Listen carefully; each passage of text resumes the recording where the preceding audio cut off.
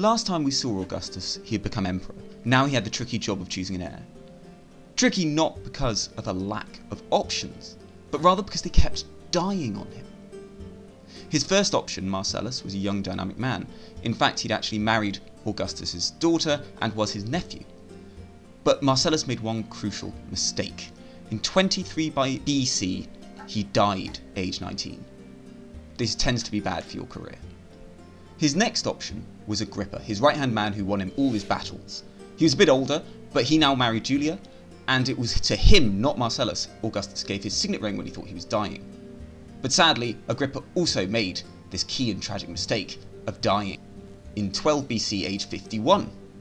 Next up, we have Drusus, the son of Livia, Augustus' son-in-law.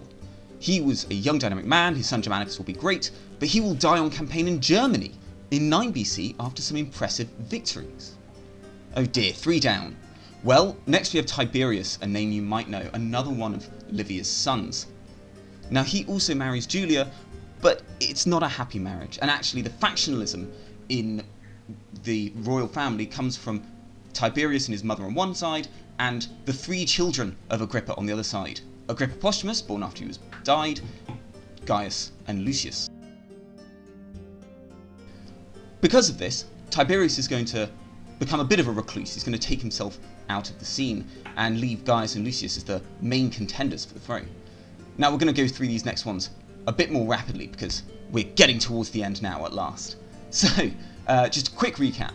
We have, first of all, Agrippa Posthumus, then Gaius, we have Lucius, and finally the man himself, Tiberius. So, Gaius, the eldest son, he dies in AD 4, away in Parthia.